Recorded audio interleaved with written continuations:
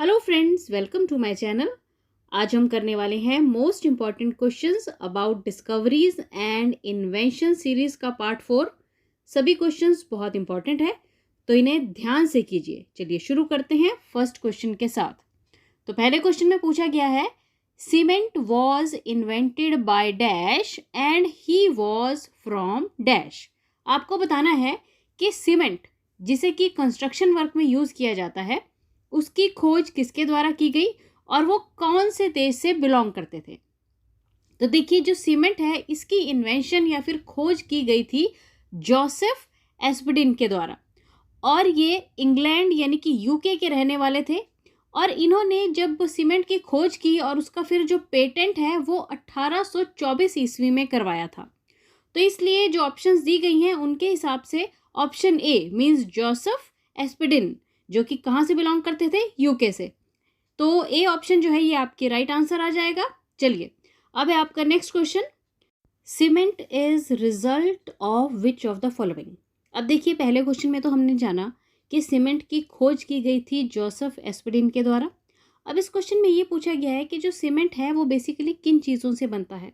तो ऑप्शन दी गई हैं graphite and limestone and clay, only limestone, और लास्ट ऑप्शन कह रही है चॉक एंड ग्रेफाइट। देखिए, जो सीमेंट है ना, इसमें बेसिकली दो मेन चीज़ें होती हैं, दो मेन इंग्रेडिएंट्स होते हैं, जो हैं लाइमस्टोन और क्ले। लाइमस्टोन जिसे हम हिंदी में चूना पत्थर भी कहते हैं। तो option B means limestone and clay आ जाएगा आपका राइट आंसर। चलिए अब है आपका next question, who invented laser. आपको बताना है कि लेज़र या फिर जिसे हम लेज़र बीम भी कहते हैं, उसकी खोज किसके द्वारा की गई थी। देखिए, लेज़र की जो खोज है ना ये की गई थी थियोडोर मेमन के द्वारा। तो ऑप्शन सी आ जाएगा इसका राइट आंसर। ये जो मिस्टर मेमन थे ना, ये अमेरिकन साइंटिस्ट थे और इन्होंने 1960 में लेज़र की खोज की थी। चलिए अब जो नेक्स्ट क्वेश्चन है ये भी लेज़र पर ही बेस्ड है। What is the full form of laser. आपको बताना है कि लेज़र जो शब्द है ना उसका फुल फॉर्म क्या रहता है। तो देखिए, लेज़र की जो फुल फॉर्म है ना वो है light amplification by the stimulated emission of radiation. तो ये लेज़र की फुल फॉर्म है। तो ऑप्शन ए आ जाएगा आपका राइट आंसर। चलिए नेक्स्ट क्वेश्चन में पूछा गया है, the Braille system was invented by dash and he was from dash. अब देखिए, ब्रेल सिस्टम आई थिंक कुछ लोगों को इसकी जानकारी होगी और जिन्हें नहीं है उन्हें हम अब दे देते हैं। देखिए, ब्रेल सिस्टम क्या है, जो अंध लोग होते हैं ना, अंधे व्यक्ति होते हैं, ब्लाइंड मैन जो होंगे, उनके लिए लिखने और पढ़ने की जो एक सिस्टम रहता है ना उसे ब्रेल सिस्टम कहते हैं, और हिंदी में इसे ब्रेल लिपि कहा जाता है। तो इस क्वेश्चन में यही पूछा गया है कि ब्रेल सिस्टम की खोज किसके द्वारा की गई थी। देखिए, जो ब्रेल सिस्टम है ना इसकी खोज की गई थी लुइस ब्रेल के द्वारा, और ये पेरिस के रहने वाले थे। 3 साल की उम्र में ही ये अंधे हो गए थे, और इन्होंने ये जो ब्रेल सिस्टम है ना इसकी खोज 1824 में कर दी थी। ब्रेल सिस्टम बेसिकली एक रेज्ड डॉट्स मीन्स कुछ बिंदियां सी होती हैं जो कि कागज पर उभरी हुई होती हैं, उस फॉर्म में ये जो भाषा है ये लिखी जाती है, जिसको टच करके जो व्यक्ति जिनकी आंखें नहीं होती हैं वो इसको टच करके जो है पढ़ या लिख लेते हैं। तो इसे कहते हैं ब्रेल सिस्टम या फिर ब्रेल लिपि। तो इस क्वेश्चन में जो ऑप्शन डी है ये आ जाएगा आपका राइट आंसर। चलिए अब है next question, antiseptic surgery was invented by dash and he was from dash. अब देखिए, एंटीसेप्टिक सर्जरी ये किसके द्वारा खोजी गई और वो कौन से देश से बिलोंग करते थे। देखिए, जो एंटीसेप्टिक सर्जरी है ना इसकी खोज की गई थी लॉर्ड जोसेफ लिस्टर के द्वारा, और वो इंग्लैंड के रहने वाले थे, और इन्होंने ये खोज जो है ना वो 1865 में कर दी थी। इसलिए ऑप्शन बी जो है आपका राइट आंसर आ जाएगा। चलिए अब है आपका नेक्स्ट क्वेश्चन। नेक्स्ट क्वेश्चन में पूछा गया है, theory of relativity was given by whom.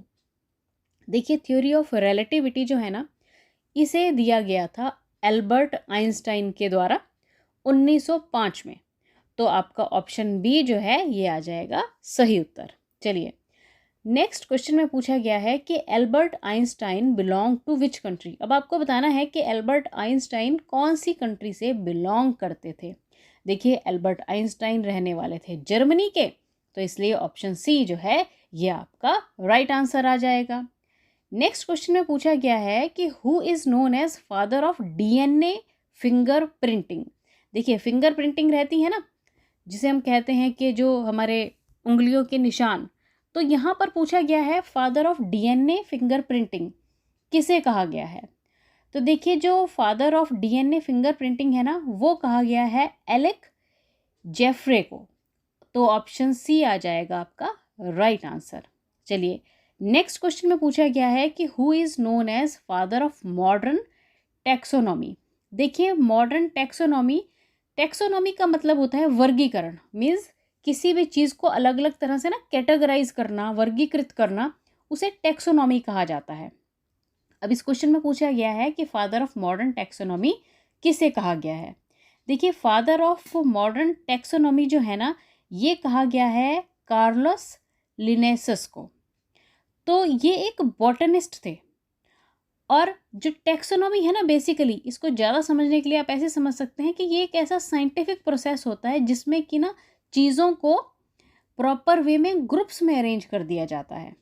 तो इस क्वेश्चन का जो राइट आंसर है वो है ऑप्शन ए।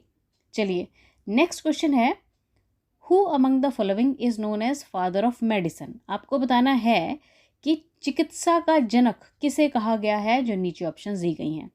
देखिए चिकित्सा का जनक जो है ना, वो कहा गया है हिप्पोक्रेट्स को। और इससे आप ये भी याद रख सकते हैं कि जो डॉक्टर्स एमबीबीएस करते हैं, डॉक्टर्स बनते हैं ना, तो वो एक ओथ लेते हैं, शपथ लेते हैं, और उस ओथ को हिप्पोक्रेटिक ओथ कहा जाता है। पर अगर हम भारत में चिकित्सा के जनक की बात करें तो वो थे हमारे आचार्य चरक। चलिए नेक्स्ट हम बात करेंगे, who discovered the circulation of blood. आपको बताना है कि जो हमारे शरीर में ब्लड चलता रहता है, ऊपर से नीचे सर्कुलेशन चलती रहती है ना, उसकी खोज किसके द्वारा की गई थी। तो देखिए उसकी जो खोज है ना, ये की गई थी विलियम हार्वे के द्वारा। तो ऑप्शन सी आ जाएगा आपका राइट आंसर। नेक्स्ट क्वेश्चन है, Gregor Mendel is often referred as father of genetics. He came up with the theory of inheritance by studying dash. देखिए ग्रेगर मेंडल, इन्हें ना फादर ऑफ जेनेटिक्स कहा जाता है। जेनेटिक्स का मतलब होता है आनुवांशिकता। इसका मतलब होता है कि जैसे पेरेंट्स के जो गुण है ना, वो बच्चों में आ जाते हैं, तो उसे क्या कहते हैं हम, जेनेटिक्स कहते हैं, है ना। तो अब जो ये जो ग्रेगर मेंडल थे ना, इन्हें फादर ऑफ जेनेटिक्स कहा जाता है। और इन्होंने जो अपनी थ्योरी दी थी ना इनहेरिटेंस वाली, मीन्स जो पेरेंट्स के गुण सूत्र बच्चों में आते हैं, वो इन्होंने किस चीज़ पर स्टडी करके दी थी। तो देखिए इन्होंने जो ये स्टडी की थी ना, ये मटर पे की थी, ठीक है ना, जिसे हम इंग्लिश में पीज कहते हैं। तो उस पर इन्होंने स्टडी की और उसके बाद इन्होंने थ्योरी ऑफ इनहेरिटेंस दी, और फिर इनकी जो और स्टडीज़ थी जेनेटिक्स के बारे में, उसकी वजह से इन्हें फादर ऑफ जेनेटिक्स कहा गया। जर्मनी के ये रहने वाले थे। चलिए नेक्स्ट क्वेश्चन है, Robert Hooke discovered dash by observing them in dash. देखिए रॉबर्ट हुक ने किस चीज़ की खोज की और क्या उन्होंने ऑब्जर्व किया जिस चीज़ से उन्होंने वो खोज की। देखिए रॉबर्ट हुक के द्वारा ना सेल की खोज की गई थी, और उन्होंने सेल को ना अनियन पील, मीन्स जो हमारा प्याज रहता है ना, उसका जो छिलका होता है जिसमें पतली पतली सी लेयर्स होती हैं, तो उन छिलकों को, उन लेयर्स को माइक्रोस्कोप के अंडर इन्होंने देखा और फिर सेल की खोज की थी। तो ऑप्शन ए आ जाएगा आपका राइट आंसर। नेक्स्ट क्वेश्चन है, cell was discovered by Robert Hooke under a microscope in the year dash. अब देखिए ये तो हमें पता चल गया कि रॉबर्ट हुक ने माइक्रोस्कोप के अंडर सेल की खोज की, और कौन सा था वो चीज़ जिस पे उन्होंने सेल की खोज की, वो था अनियन पील। अब यहाँ पे ये बताना है कि कौन से साल में उन्होंने ये काम किया था। तो देखिए उन्होंने ये जो काम किया था, ये किया था 1665 में। तो ऑप्शन डी आ जाएगा आपका राइट आंसर। नेक्स्ट क्वेश्चन है, who is the father of immunology. Immunology के जनक किसे कहा गया है। तो देखिए इम्यूनोलॉजी का जो जनक है ना, ये कहा गया है एडवर्ड जेनर को, और उन्होंने स्मॉल पॉक्स, जिसको हम छोटी माता कहते हैं आम भाषा में, उसकी वैक्सीन की खोज की थी। और इस वजह से उन्हें फादर ऑफ इम्यूनोलॉजी कहा जाता है। नेक्स्ट क्वेश्चन है रॉबर्ट ब्राउन डिस्कवर्ड। आपको बताना है कि रॉबर्ट ब्राउन ने ना किस चीज़ की खोज की थी। देखिए रॉबर्ट ब्राउन के द्वारा ना न्यूक्लियस की खोज की गई थी, तो जो ऑप्शन बी आ जाएगा ये है आपका राइट आंसर। चलिए नेक्स्ट क्वेश्चन है atomic theory was proposed by whom. आपको बताना है कि अटोमिक थ्योरी किसके द्वारा दी गई थी। देखिए अब ऑप्शंस दी गई हैं John Dalton, Rutherford, J Thomson और नील बोहर। देखिए इसमें जो राइट आंसर है वो है ऑप्शन ए जॉन डाल्टन, क्योंकि जो एटॉमिक थ्योरी है ना वो दी गई थी जॉन डाल्टन के द्वारा, जिसे डाल्टन्स थ्योरी भी कहा जाता है। जो ऑप्शन बी है रदरफोर्ड, रदरफोर्ड ने खोज की थी प्रोटॉन की, जे थॉमसन ने इलेक्ट्रॉन की और नील बोहर ने ना एटॉमिक मॉडल दिया था। चलिए अब है आपका next question, who is known as father of microbiology. आपको बताना है कि फादर ऑफ माइक्रोबायोलॉजी किसे कहा जाता है। तो माइक्रोबायोलॉजी की जनक कहा जाता है option B Antony van Leeuwenhoek को, और उन्होंने बैक्टीरिया की खोज की थी। तो इस क्वेश्चन में राइट आंसर है ऑप्शन बी। नेक्स्ट क्वेश्चन है the term biology was introduced by. आपको बताना है कि जो टर्म बायोलॉजी है, जिसे हम जीव विज्ञान भी कहते हैं हिंदी में, तो ये जो बायोलॉजी शब्द है ना इंग्लिश का, ये किसके द्वारा दिया गया था। तो देखिए बायोलॉजी का जो शब्द है ना ये दिया गया था लेमार्क के द्वारा। तो ऑप्शन बी आ जाएगा आपका राइट आंसर। अब वीडियो के एंड में आप लोगों के लिए एक है बोनस क्वेश्चन। आपको जो नीचे ऑप्शंस दी गई हैं उनको ध्यान से पढ़ना है और मुझे बताना है कि who is referred as father of genetics. तो ऑप्शंस दी गई हैं Hippocrates, William Harvey, Gregor Mendel और जॉन डाल्टन।